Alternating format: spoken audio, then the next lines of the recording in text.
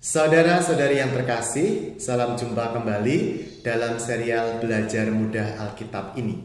Kita tiba pada surat Rasul Paulus kepada jemaat di Roma, bab yang ke-7. Dalam bab 7 ini, Santo Paulus menerangkan arti hukum Taurat berhadapan dengan iman yang baru yang dia peluk, yaitu iman kepada Kristus yang bangkit.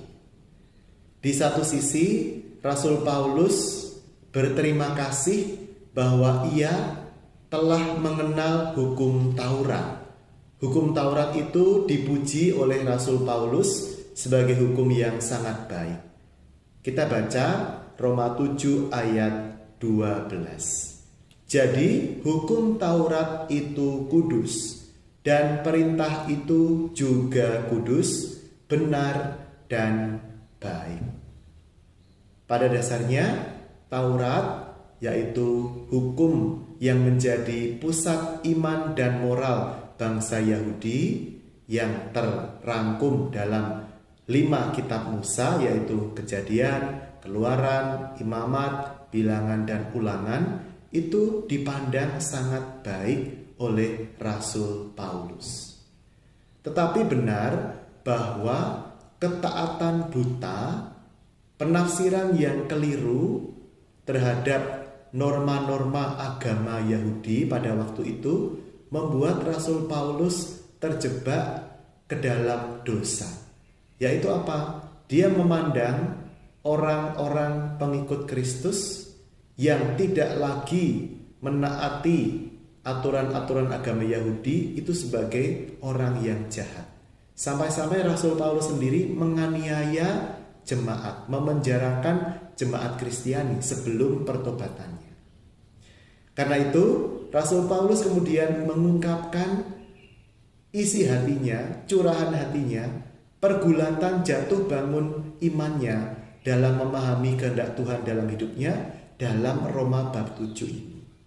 Dikatakan seperti ini di ayat 15 dan 16. Saya baca ayat 15. Sebab apa yang aku lakukan aku tidak tahu, karena bukan apa yang aku kehendaki yang aku lakukan, tetapi apa yang aku benci itulah yang aku lakukan. Ini adalah cermin dari apa yang kita semua alami, bukan? Saya dan Anda tentu mengalami kita setiap hari ingin berbuat baik, tetapi seringkali yang kita lakukan itu adalah yang sebaliknya. Nah, ini adalah sebuah pergulatan manusiawi yang sangat jujur.